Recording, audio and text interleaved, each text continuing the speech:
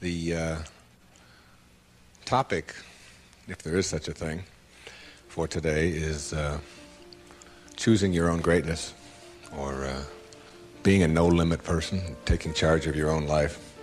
Something I really believe, that you are the sum total of all of the choices that you've made up until now.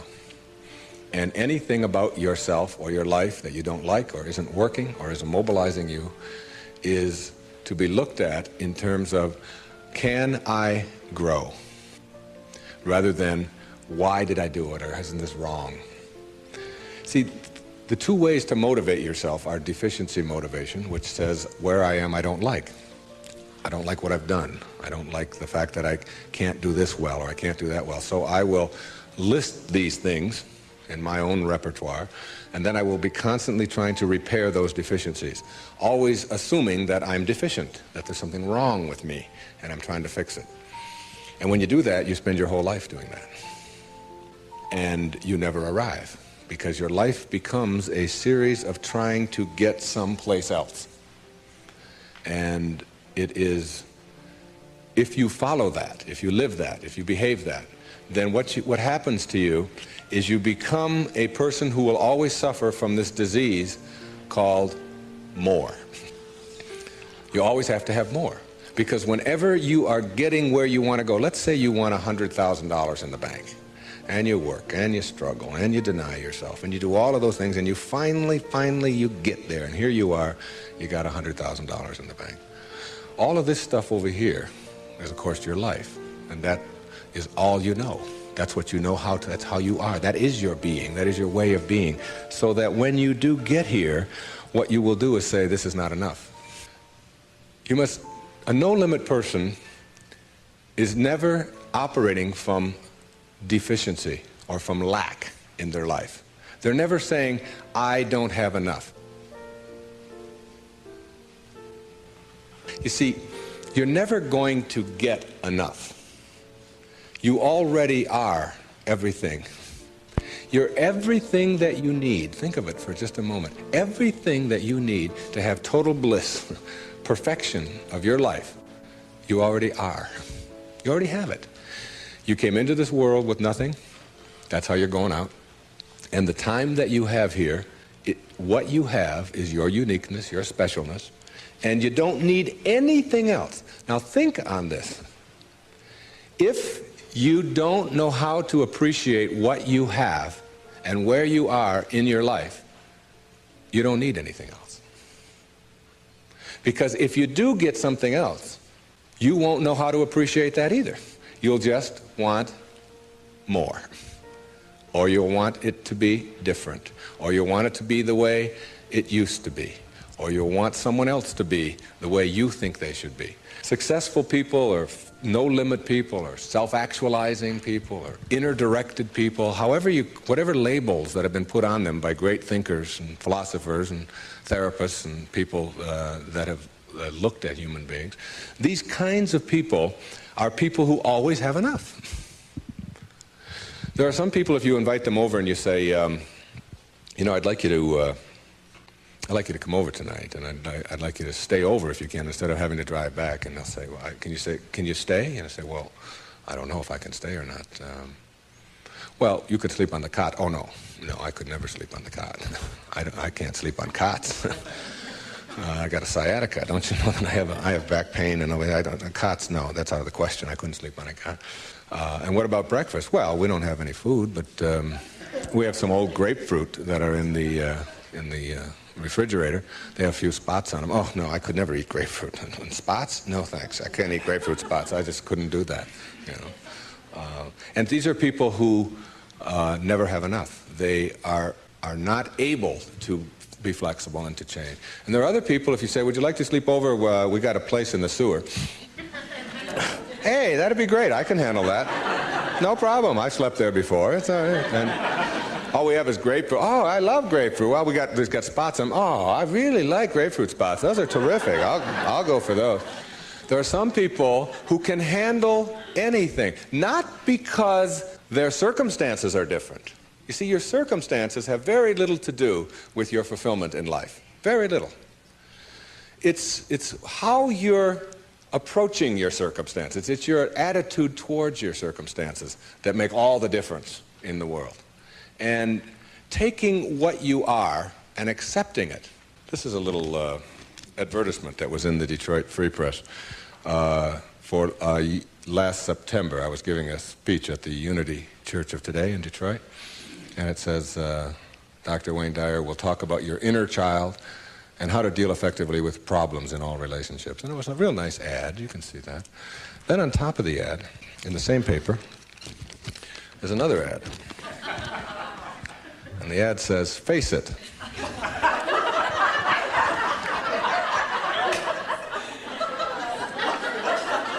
Right on top of my ad, there's no hiding from hair loss. And they got a picture of a guy with a box over his head. And they have a before and after guy there. And the after guy looks like he's just found fulfillment. And it says, you can't run and you can't hide. Hair loss is a problem, and unless you take action, it will continue. Now, we've got to look at this in terms of what I can do with this and how I can handle this. See, my daughter helped me with being bald a long time ago. She said, Dad, you're not really bald. Don't think of yourself that way. She said, you're just about this much taller than your hair. That's all. Just sort of a nice way to look at it, too. I just sort of outgrew my hair. I sort of transcended my hair, if you will. All right? No limit people are human beings who take what they are and accept it, and don't tell themselves that somehow they're deficient because of anything about themselves. This is a very crucial concept for me and for virtually all of us. It's this idea of taking your life in your own hands and being the kind of person that you choose to be, and understanding that everything that comes your way is an opportunity, is a blessing. And it wasn't until I learned how to celebrate virtually everything that came my way that I was able to transcend it. You see, everything that was given to us by God, whatever that is perfect. No one can deny the mountains are perfect, and the rivers are perfect, and the birds are perfect, and the hippopotamuses are perfect, and so on. This is just what was given to us. Everything else that you have on our planet, that we have on our planet, comes about as a result of thinking. Thinking. Thought makes it so. All right? This microphone comes about as a result of thinking. Somebody imagines it. Somebody then tells somebody else about it, and it creates it. The dress that you're wearing, this shirt that I'm wearing, the shoes that you have, the stage, these cameras. Everything that you see that wasn't given to us was created by man as a result of the way that we think, So what gets inside of us as a cell comes about as a result of the way that we choose to think in our lives. Very important principle to understand, because once you get a hold of thinking, and that it creates everything that you have in your life, you can change and make it as absolutely perfect as you want it to be, because thought makes it so. Creative visualization is what we're talking about here. The imagery, or the image that you have of anything in your life, is really like mental behavior. It's like going out and practicing. If you go out and practice with a basketball, shooting free throws over and over again, that's physical practice. Imagery is mental practice. It's mental behavior. When you have an image that you can succeed at something, when you have an image that you can do it rather than that you can't do it, when you get into your car and you have an image that you're going to find a parking place rather than that there'll be no place to park, so you're not looking for no place to park, you will start acting on the image that you have, very much like you will start acting on the practice that you have when you're shooting baskets or when you're hitting a forehand or working on your soup or anything else that you're doing. Bucky Fuller, who I served with on the Hunger Project Advisory Council for 9 years, who died not too long ago, said that 99% of who you are, you can't touch, you can't see, you can't smell. 99% of you is untouchable, unsmellable, invisible. It is what Ken Kai's is called your conscious awareness. It's what looks out behind those eyeballs. What is that? It isn't cells. It's some kind of conscious awareness that you are. And make no mistake about it, you've occupied a whole lot of bodies already. Now, this is not reincarnation talk. Although, I don't know about this reincarnation. People ask me if I believe in it. I say, well, I taught in a junior high school in the inner city of Detroit for 4 years. And I saw those dead bodies come to life every day at 3 o'clock. So I believe in reincarnation, all right? Now, if 99% of who you are you can't touch and you can't feel and you can't smell, then what is it? Who is it? Where are you? What is this thing called your essence or who you are? And where does it go? Now think of this. You were in a body. I have a little baby girl who's 11 months old. And we were all in a body that size. Well, it's only a body about this big. Got fingers only this long. You know? Got tiny, tiny little parts all over the place. I mean, she's only this tall. Now, is that her? Is that her essence?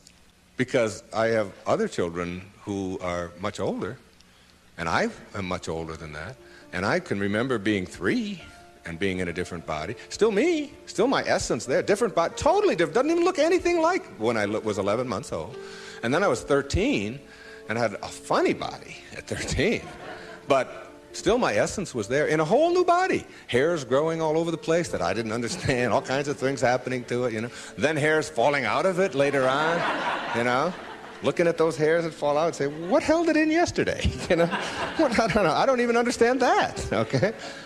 And so it's like who I am has been in many, many bodies already, all right? And that essence, you see, everything on our planet that is alive can never die. It can never die. Life doesn't die. It just transforms. It just moves on to new places and new ways of being, new ways of being. And the way of being that is the most transcendent of all is this way that comes from seeing yourself as love and only having that to give away. Only having that to give away. Let's say I were to stand up here in front of you and just visualize for a moment that I have an orange. And I take this orange and I squeeze it as hard as I can squeeze it, okay? What's going to come out? Juice. What kind of juice? Orange juice. Apple juice, any chance? Once in a while? Come on, now and then. A little mango juice come out of an orange once in a while? No mistakes, right? Never, no matter what. Next question. Everybody passes. These are easy, okay? Why, when you squeeze an orange, as hard as you can squeeze it, does orange juice come out? Because that's, not because it's an orange, because that's what's inside, isn't it? On our planet, when you squeeze something, what comes out of it is what's inside. Not too difficult, all right? Does it matter if your mother squeezes the orange? Does it matter what instrument she uses? Does it matter if you just had your period and then you squeeze an orange? Does it matter if your boss squeezes it? How about if your kids do it? Your kids squeeze an orange. Does it matter? Does it matter what time of day? Suppose they do it at noon, all right? How about at 4 in the morning? Does that matter? Whenever you squeeze an orange, the only thing you get out is what's inside, right? No arguments. Same thing works for you. Same principle works for you. It's a principle of the universe, all right? Someone squeezes you. That is, someone puts pressure on you. Someone says things about you that you don't like. Someone puts attention on you, whatever. Your boss says something to you that you don't like. And out of you comes anger. And out of you comes hatred. And out of you comes fear. Or out of you comes stress. Or out of you comes tension. Why? Is it because of your boss and the way they squeeze you? Never. Is it because of your mother? I mean, she really can be a pain sometimes, right? Is it because of your children? No. What comes out of you always when someone squeezes you is what's inside. This is the vital principle of being a no-limit person. It's so crucial to get this and understand that. that if you have any hatred in your heart for anyone in this world, or any anger, or any fear, or any of those things, it has nothing to do with the rest of the world. It only has to do with what you put inside. Now, how does what gets inside of you get there? That's the key. How does it get there? As you think. Only as you think. You see, there's no anger in the world. There's no stress in the world. There's no tension. It's perfect. We've already established. It's a perfect place. It works just fine. It's all flowing the way it's supposed to flow. The evidence for it is, it is. That's all the evidence you need. Just look around you. Everything out there is a miracle. Everything, including you. There are no mistakes. It's all perfect. And everything that happens to you in your life, whether it's a trauma, whether it's a disease, whether it's somebody treating you in a certain way, there's a lesson in all of it. No limit people understand the lesson in life, and therefore celebrate the lessons. It's true. And when you get to that point in your life where you're not cursing the things that come your way and blaming the things that come your way, and particularly blaming it on somebody else. And you hear it all the time. She hurt my feelings. How's that possible? How can anybody hurt your feelings? Your feelings come from your thoughts. No one can hurt your feelings without your consent. No one can make a fool of you without your consent. No one can embarrass you without your consent. These are choices that you have that come from the way that you think. Someone calls you a name. Hey, stupid. And you turn around. I didn't even tell anybody I was coming. How did they know that, all right? And then you blame the person who called you a name, instead of saying, that's just their opinion. That's just where they are. That's where they are on the path. And it's okay. All of you are in relationships, right? Everybody has a relationship of some kind or another. In your relationship, you have any problems? Any of you have a relationship and you don't have any problems? I'd like you to take this microphone. I want to sit down and listen to you. Everybody in a relationship has problems, don't they? Right? Now, when you say, I'm in a relationship, I got problems. Therefore, there's something wrong. Something's really wrong, all right?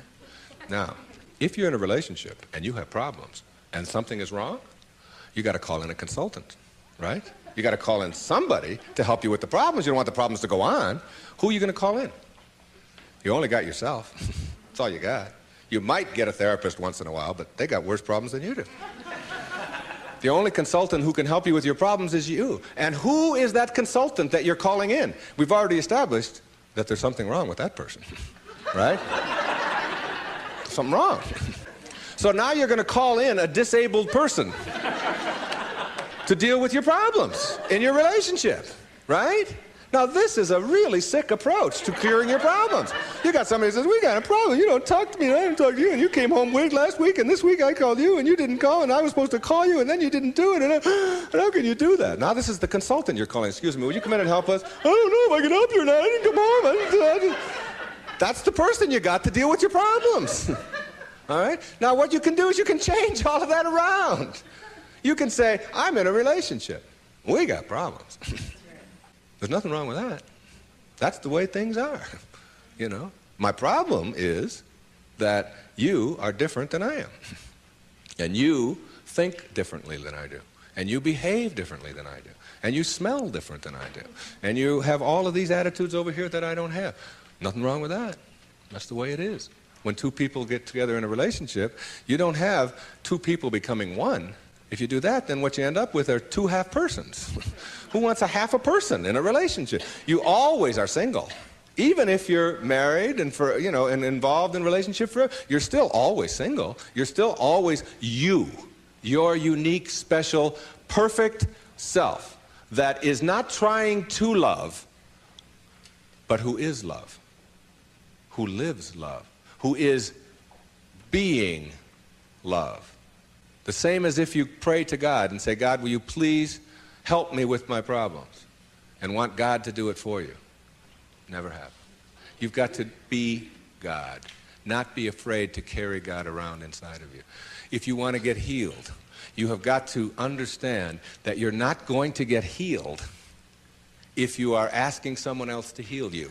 And ask any doctor that you know, any surgeon particularly, who's taking somebody into surgery, and ask them which person has a better chance of living, of surviving, say, serious surgery. Is it the one who has a will to live, or is it the one who's just given up?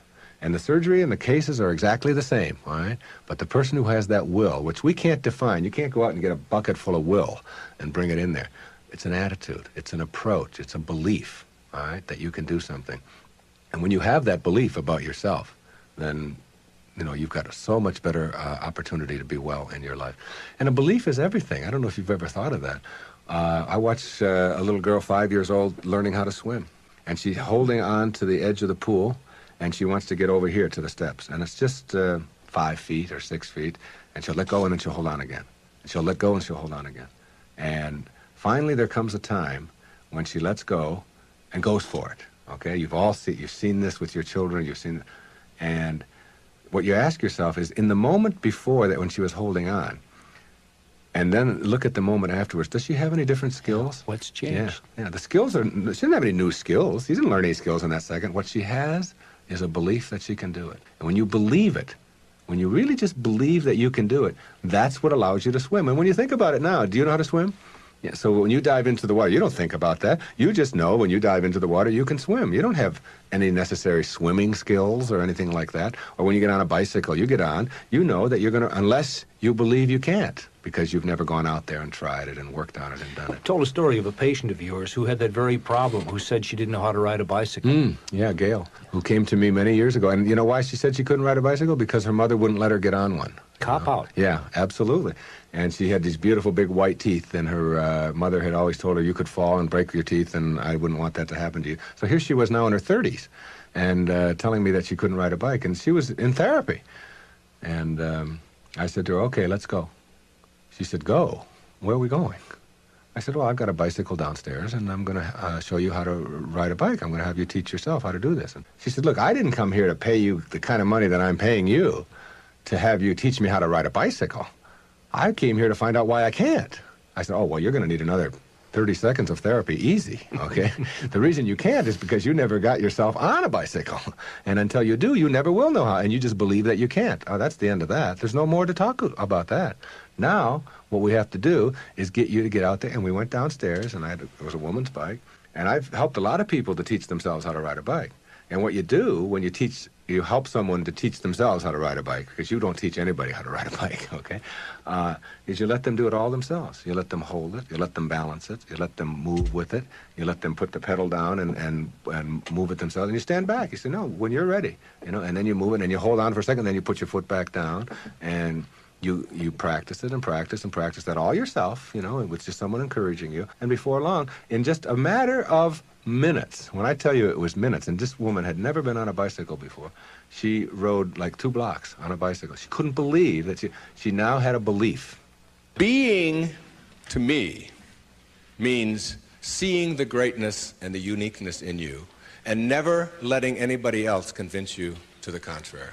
When people ask me, come on, you're always talking about being up and you're always positive and so on, you mean to tell me that you're always that way? I say, yeah, I really am. And it isn't because I'm out there doing something in an artificial way. It's an authentic response to my having gotten the junk out of me. And the junk is the way that I used to think, the way that I used to think. Think for a moment, if you can visualize right here, a clock, a big clock. And the hands on the clock go from 1 to 12. The clock starts right out here with the minute hand, and it goes over towards the 3, the hour hand, minute hand. And that's the time in your life when you are moving away from yourself, from your true self. That's the time when you are trying to put other people down, trying to prove that you're bigger and better than somebody else, trying to make yourself right all the time, as opposed to being with somebody else. It's like you're moving away, and a lot of people spend a lot of time moving away from their true self, because your true self is this little child, is this beautiful little child inside of you that has only love and acceptance for everything in the world. and no dis-ease, no absence of ease. You move away towards the 3, and then you move down here this way, and you're still moving away from yourself until you hit the 6. The 6 is the point in your life, symbolically, metaphorically here, when you are the furthest away from yourself that you can be. It's the low point in your life. It's the point where many people break down, or many people break down their relationships, or they feel full of despair, they feel full of hatred, whatever it may be. And a lot of people die then. A lot of people are put into hospitals then. A lot of people have to really seek out therapy then, and so on. And when you're at that 6. There's another part of the clock that goes from 6 to 12 that I think of as living in the light. And this is when, and see, this clock hand never can go back. It can't go back. It can only go this way. It only goes this way, as does life. It only goes this way, forward. In this period, this place between 6 and 12, that's when you start coming back to yourself. That's what enlightenment is. That's the pathway to enlightenment.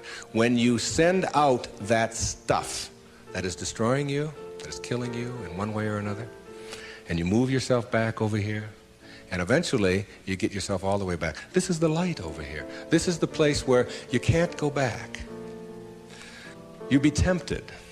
You might be tempted to steal. You might be tempted to use anger. You might even slip a little bit, and you catch yourself.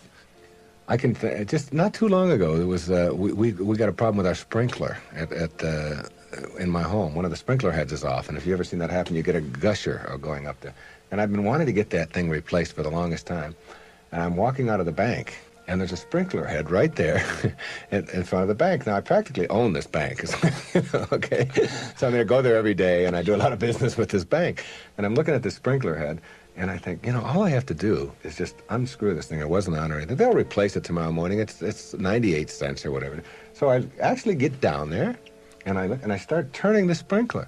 And then I start thinking, do I want this karma? Do I want to steal? Do I want to take? I know it's only a 99, and if I went into the bank, they'd probably give me one anyway if I asked them.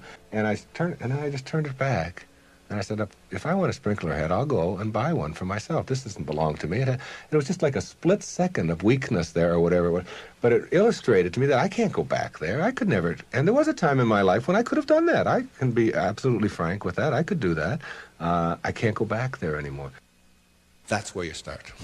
That's the place to start. Because when you get all of that out, when that's all gone, and I mean gone, and it only comes about as a result of the way that you think, so it's just changing around your approach to life, the way that you think in life. When that starts to go away, what you've become filled up with is what your natural self is, which is this loving, accepting, not fighting the universe, but instead living in it and going with the flow and all of the kinds of cliches that you've heard 1,000 times. That's the metaphor there. And you see, every time you try to go back, can't do it. You can't do it. And the ingredients that make for a no-limit life are 5, in my opinion. The first is quality rather than appearances. You begin to change your thinking from appearances and how things look and how other people view me, okay? Because every time you find yourself upset in life about anything that anyone else has said, what you're really saying is what you think of me is more important than what I think of me, all right? So you change from appearances to what I call quality thinking. Quality. What is the quality of my life, rather than how does it appear to others? Now, do you tell yourself that because my friends don't like me, that means there's something wrong with me? No, that's what you have to learn. That another person's opinion is just that. It's their opinion, and that's all it is. Every time you are upset, or your children are upset, because of what somebody else says about them, including their peers, what you are really saying in that moment, and this is really important, what you're saying is, what you think of me is more important than what I think of myself. And you must never give anybody that kind of power and control over you, because they will always have it. The funny part about approval, for those of you who really want it, now I'm here to tell you that I like approval. I enjoy it. I find it one of the most exciting things in the world. I like it when people read my books. I love it when people applaud. I like it when people tell me nice things and all. I like approval. I'm the first one to admit it. What I don't do is I don't need approval. There's a big difference between wanting approval and needing approval. When you need approval, it means you become immobilized when you don't get it, from making other people's opinions more important. Now, for those of you who say, yeah, but I want approval and I need it, and if I don't get it, and so on, then understand this. The people who get the most approval in life are the ones who care the least about it. And the ones who get the least approval are the ones who are always going after it. So if you want approval in this paradoxical way that I'm talking about it, stop needing it. Stop concerning yourself about it. Ask yourself, who gets the most approval in life? Think of the person that gets the most approval, and you'll see that that person couldn't care less what other people are thinking. They're so busy being, they don't have time to notice what their neighbors are doing. Thoreau said this. He said, if you advance confidently in the direction of your own dreams and endeavor to live the life which you have imagined, you will meet with a success unexpected in common hours. What that means is that success is not something that you can get in life. Success is an inner process. Success is something that you bring to everything you do in your life. It isn't something you get out of what you do. And when you get that, and you learn how to get the junk out, and advance confidently, doing what makes the most amount of sense to you based on your inner signals and the one issue of morality, which is you never interfere with anybody else's right to do the same. Each person has their own right to advance confidently in the direction of their own dreams. And when you violate that, you're violating the principle of the universe, the essence of the universe, which is cooperation and harmony. Then success will begin to chase you. And it will come into your life and arrive in your life in amounts that you never dreamt of before. That you never dreamt of. Things will start happening to you that you would never imagine before. I'm working on a book right now that's going to be called You'll See It When You Believe It. And when you start believing in some of these principles, you'll start seeing things that you were blind to for so long. When you were back here in the 2 and the 3 and the 4 and the 5, when you were moving away from yourself, as long as you're moving back towards your universal essence, your harmony with yourself, your cooperation with the rest, things will start happening in ways that you never dreamt of. Jung called it synchronicity. And it's a term that we use to explain how unexplainable coincidences sort of happen in our life. And how come these things happen? I'm going to share a couple of those with you before we leave. The quality versus appearance in your life means that you get that inner candle flame working in a way that gives you quality, independent of what other people think of you. Maslow, in defining self-actualizing, no-limit people, said they are independent of the good opinion of other people. Of the good opinion of other people. Independent of it. They're so busy advancing confidently, doing the things that make sense, and bringing success to changing their baby's diaper, and bringing success to weeding their garden, and bringing it to the job. They bring it on the airplane, so that when they run into somebody who is rude to them, a stewardess that is rude, they don't see it as an attack on them. It's just where they are, and they send them love. Help them a little bit, you know? They're kind. When somebody wants to get in on the freeway, and they're one old temptation when they were on the 1 to the 6 side was to say, oh yeah, nobody's getting in front of me, I'm getting there first. It's like they slow down a little bit. They don't have all that type A stuff of having to beat somebody else and having to defeat somebody. It's a new way of being.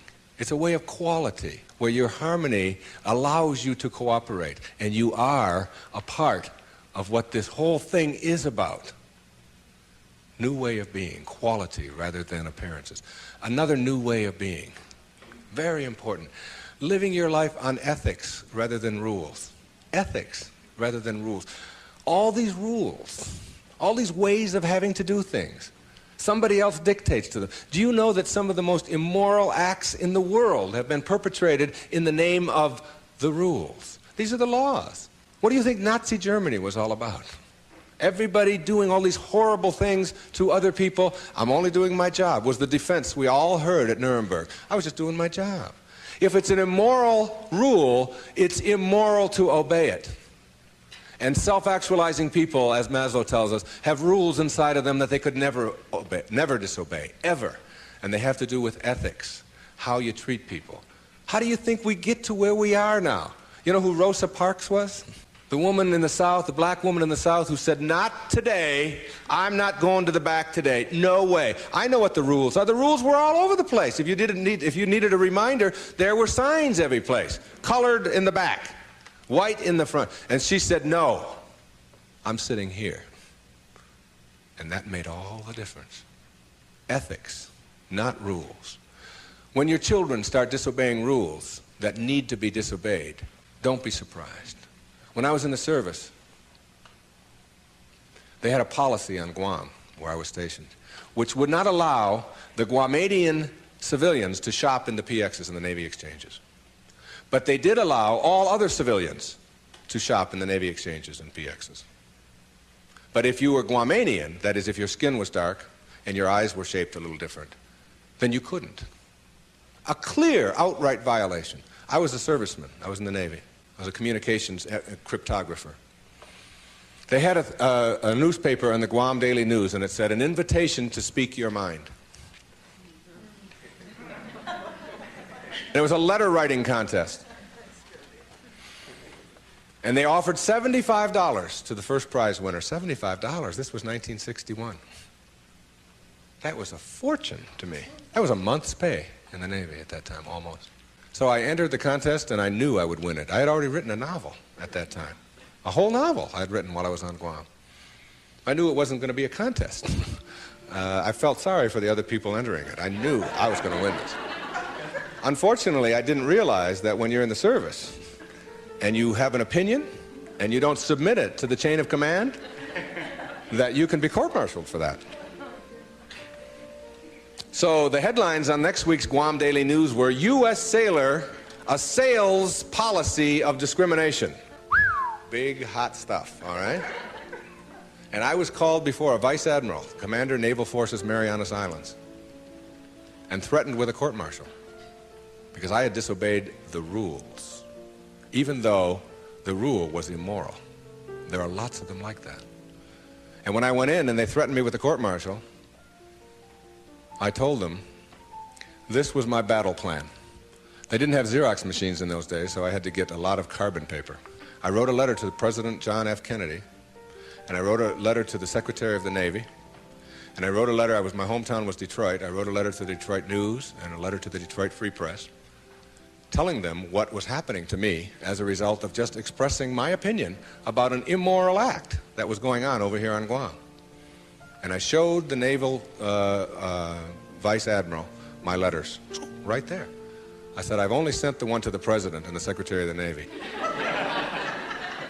These letters go to the newspapers across the country. There was one there to the New York Times as well, and the Los Angeles Times. It was, and I just spread them out before him. I said, if you court-martial me or punish me in any way for this, then what's going to happen is the world is going to find out about this policy. And I'm prepared. I'm ready. I can handle it. And I was 20 years old at the time, or 21. Not only did I get a blessing from that, because all things come in blessings for you, I got out 90 days early. And they stamped on my record, P.I., because the president took it up and sent it to the secretary. Must have. And I never heard from him, but the P.I. on your record means political influence. And they don't like anybody with political influence in the military. And as soon as they saw that, they said, this is somebody we probably will be giving a discharge real soon. There was no court-martial, and in September of 1962, a brand new policy was initiated on Guam, which allowed any civilian to shop in the Navy exchanges. And it came about as a result of someone saying, these rules are immoral, and therefore it's immoral to obey them. New ways of being, ethics rather than rules. And when your kids want to know why, how come these rules are so stupid? How come we have to do this? Encourage them to change them. My mother always did that. She would have to help me get out of the messes that I got myself into, because I did it in my impetuous youth. I would just, when they would say to me, what's more important, your job or school? I was just honest. I said, my job, of course. That's how I felt in those days. But what you do put out in the world is exactly what's coming back to you.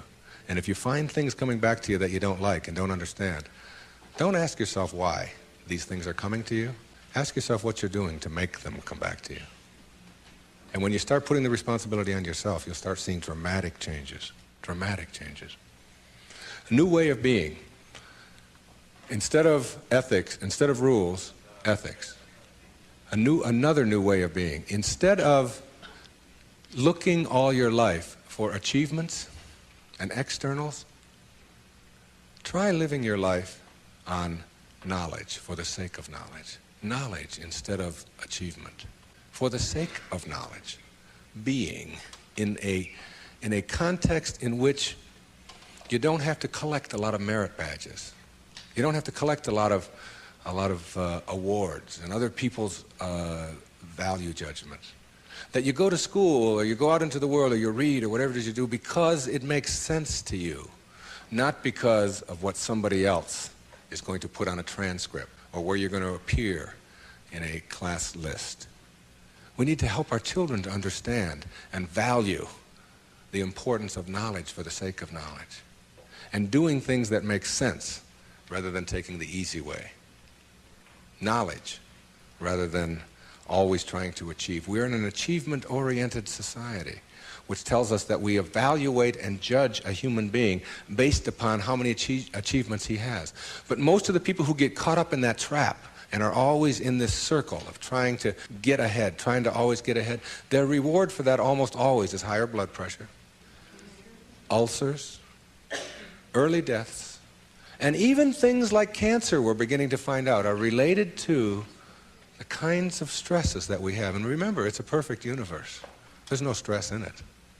There's only people thinking stressful thoughts.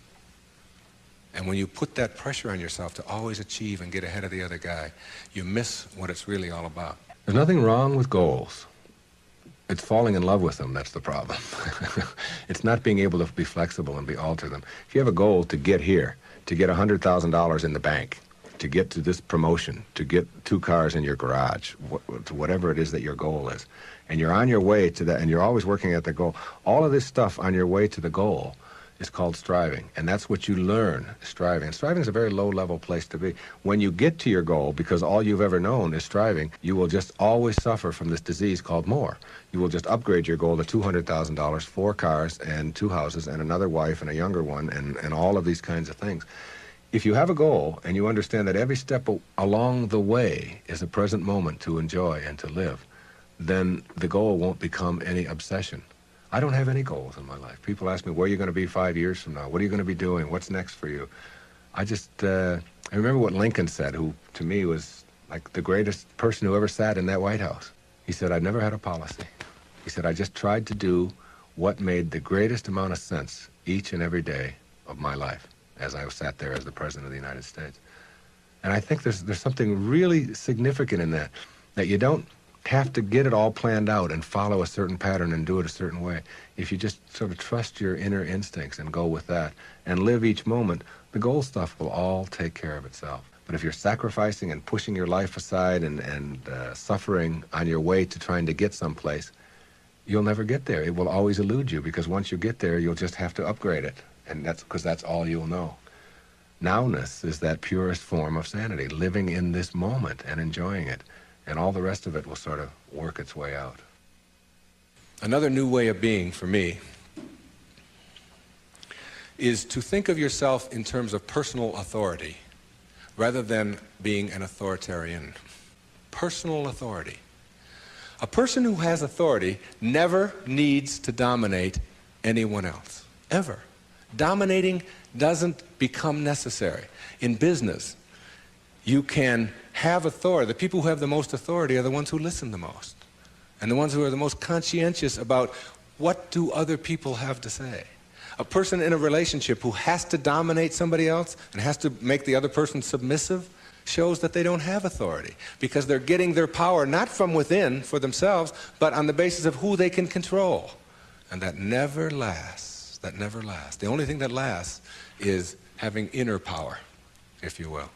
Know thyself. That's what Shakespeare said. Know thyself. The more you know yourself, the more you become honest with yourself, honesty becomes just a way of life. No, I don't think the world necessarily does, but you can't run your world. You can't run your world based upon what the rest of the people in the world want or don't want. To me, honesty is like, it's a karma that goes out into the world. How people treat you in the world is their karma. How you react is yours. And when you react to it with dishonesty, that's what you're putting out into the world, dishonesty. And when you put dishonesty out into the world, that's what's going to come back to you, because what goes out is what comes back. That all, as you sow, so shall you reap. I mean, it's in every great institution that there is in the world, whether it's a religion or a philosophy or whatever. What you put out is what comes back. Whatever you plant is what you're going to get back. And the more that you put out honesty, just because it's what you are, because you are being honesty, you're not trying to be honest, you're just being honesty, then that's what will come back to you on a regular basis. And when it doesn't, you'll just see that as another test for you to pass. And finally, a fifth way of being that is new, for me, it has become a way of life. It's called serenity instead of acquisitions. The more you try to acquire, the more you try to get, the more you try to collect in your life and evaluate yourself on the basis of that, the less serenity you're going to have. More is less. It's almost a secret of the universe. Serenity means inner peace. It means that you can find joy in every moment that you have in your life instead of always looking for it. It means that while you are driving along the countryside, and seeing, instead of saying, oh, I'm on my way to this point, that you can open your eyes and see it with new eyes. See the rolling mountains, see the grass, see the deer, see the sky. You can just stop wherever you are in this second, wherever you are, and just look around you, and you can begin to appreciate just your surroundings and your environment. Then you can begin to appreciate the people that are in your life, and even the ones that are negative and you're having the most difficulty with. You can practice a new way of being with them, which is sending them love, sending them flowers, send them books, send them a tape, send them something, and just see what kind of reaction that you get. Super emotional health is just an attitude. An attitude is everything. I want to summarize these new ways of being and give you the most important ingredient on the path as we leave. I said that it's quality in your life to be focusing on rather than appearances, and it's ethics rather than rules, and it's knowledge rather than achievement all the time, and it's being personally an authority on yourself rather than authoritarian and trying to be dominating someone else or to be dominated, and serenity, which is the name of my little girl, my youngest daughter, Serena, rather than acquisitions and accumulations and trying to prove yourself that way. And when you get that serenity, which comes from the way that you think always, then you will replace all of the other junk that keeps you back here between 6 and 1 on that clock. And once you get past it, you'll never, ever be able to go back. Because the light, living in the light, is a way of being that if you're not there, you don't get it yet. But once you see it, and once it begins to take over your life, you can never go back. That is your purpose. Your purpose isn't to try to be loving. Your purpose is to be love, and only have that to give away. Well, but there's one other ingredient, and it's really crucial. Forgiveness is the vital ingredient on the path of enlightenment. And if you don't know how to do it, then practice sending out love. Take the person or the people that you're having conflict with, any place in your life, send them something. You don't have to even do it physically. Just send them something that comes from inside. And what's inside is how you choose to think. And if you can make that love and do that, and that is to me the test.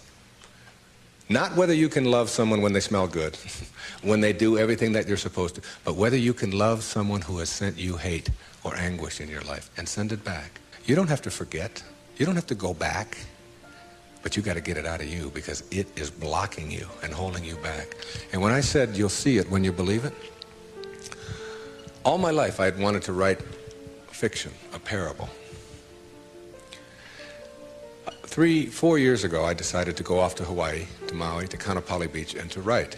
Now, the books that had made the most difference in my life were The Little Prince, Candide, Siddhartha, Jonathan Livingston Seagull, Illusions, Alice Through the Looking Glass, Gulliver's Travels, parables, teaching parables, stories that can tell a message.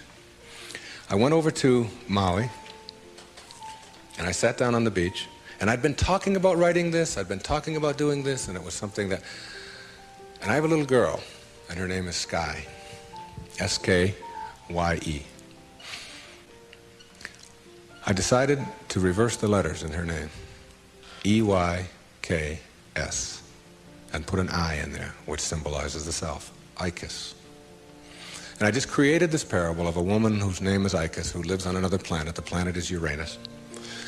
And it's a duplicate mirror image of Earth, only Icus can only see things as they are, not as we would like them to be. And therefore people are neurotic on Uranus because they have to be. She gives the anxiety attack report, if you will, because anxiety really does attack over there, and tells about anxiety coming in on the weekends and so on. Well, my visitor in my parable goes to Uranus, meets Icus. She cannot understand, as he describes Earth, why people would be neurotic by choice on Earth. Why would anybody be unhappy or depressed or miserable when anxiety doesn't attack, and when elevators really don't scare you, and when if you want a complex on Uranus, if you want to give a complex to your wife, you go to the store and buy one. And she says, what happened? Well, my husband gave me a complex, and it's true. Whereas on Earth, if you have a complex, it's because you've chosen to have one. She can't figure it out, okay? So she comes here, observes our people, and begins to see the secrets of the universe, and gives us these secrets, talks to the top leaders in our field. And that was my parable, and I wrote it. She gives all of these wonderful secrets, some of which I've been talking about here today. But what I want to tell you is that my wife gave me a license plate, and the license plate says Icus, okay? It's a vanity plate. And I was pumping gas on Federal Highway in Fort Lauderdale, Florida, and a little man from Greece came up to me, and he said, what means this Ephies? Which is how you say that in Greek. And I said, well, that's just a word. It's my daughter's name spelled backwards. It's a parable that I wrote. He said, no. He said, in Greek, that's a word. I said, what could that word be? He said, it means best wishes for all.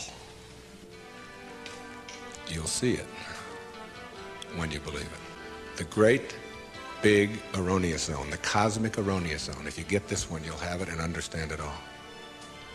There is no way to happiness. Happiness is the way. God bless you. Thank you for being here.